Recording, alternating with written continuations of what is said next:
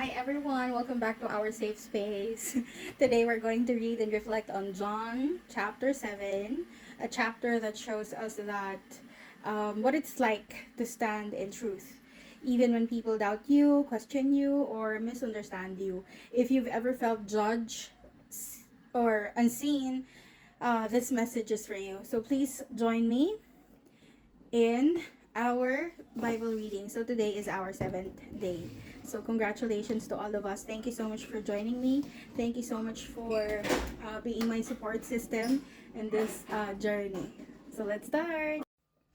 After this, Jesus traveled around Galilee.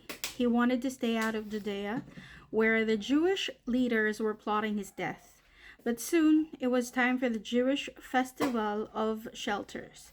And Jesus' brothers said to him, "Leave here and go to Judea, where your followers can see your miracles. You can't become famous if you hide like this. If you can do such wonderful things, show yourself to the world." For even his brothers didn't believe in him. Jesus replied, "Now is not the right time for me to go, but you can go anytime. The world can't hate you, but it does hate me because I accuse it of doing evil. You go on. I'm not going to this festival because my time has not yet come." After saying these things, Jesus remained in Galilee. But after his brothers left for the festival, Jesus also went through secretly, staying out of public view.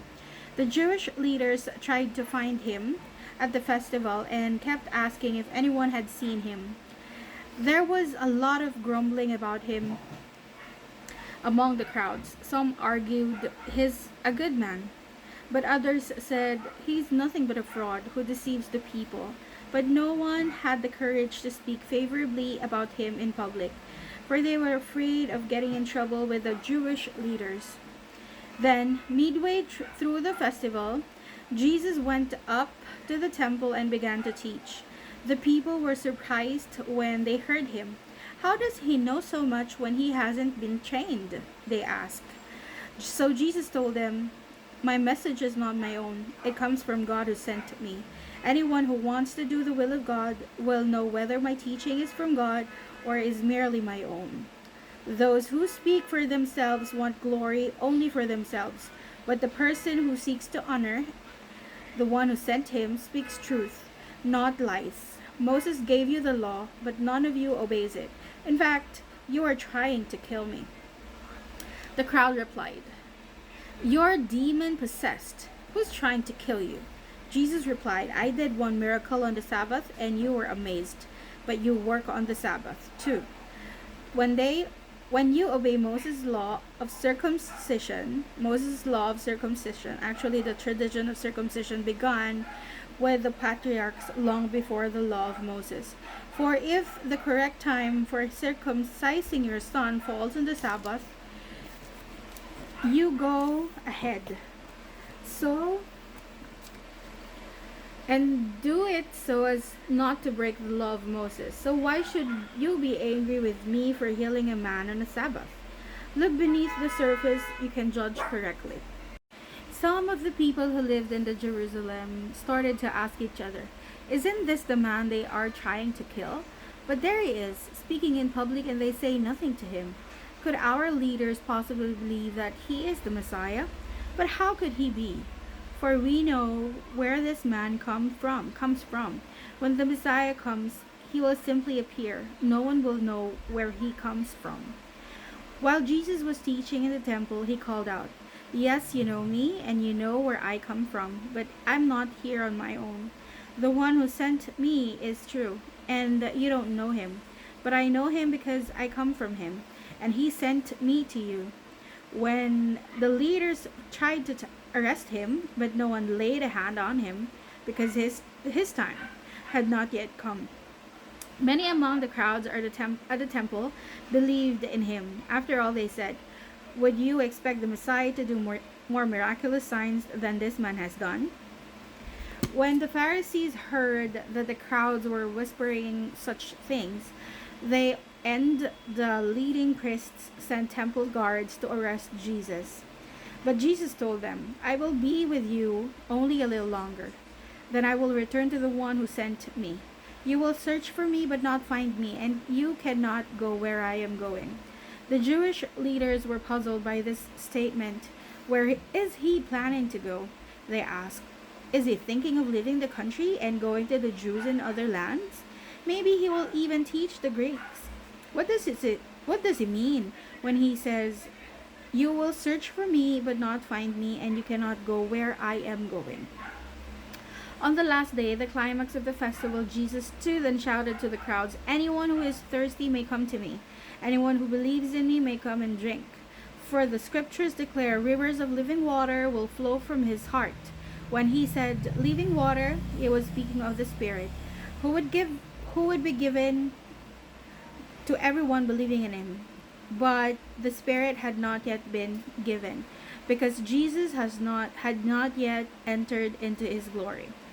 When the crowds heard him say this, some of them declared, "Surely this man is a prophet." We've been expecting others. We've been expecting. Others said, "He is the Messiah." Still others said, "But he can't be. Will the Messiah come from Galilee? For the scriptures clearly state that the Messiah will be born of the royal line of David in Bethlehem, the village where King David was born." So the crowd was divided about him. Some even wanted him arrested, but no one laid a hand on him. When the temple guards returned without having arrested Jesus, the leading priests and Pharisees demanded, "Why didn't you bring him in?" "We have never heard anyone speak like this," the guards responded. "Have you been led astray too?" the Pharisees mocked. "Is there a single one of us rulers or Pharisees who believes in him? This foolish crowd follows him, but they are ignorant of the law. God's curse is on them." Then Nicodemus, the leader who had met with Jesus earlier, spoke up. "Is it legal to convict a man before he is given a hearing?" he asked. They replied, "Are you from Galilee too? Search the scriptures and see for yourself. No prophet ever comes from Galilee." The most ancient Greek. Then the meeting broke up and everybody went home. So that is it. So that is our John chapter 7. So this chapter feels very real because sometimes even the people closest to us don't understand our journey with God. Jesus himself was doubted by his own family. Some will even tell us na, lumayo ka na kasi kay Lord. Nakalimot ka na. And even when he spoke truth, people were divided. Some believed, some questioned, some rejected. And that's something we all go through. Not everyone will understand your calling. Not everyone will agree with your choices. But what matters is this: you are aligned with God.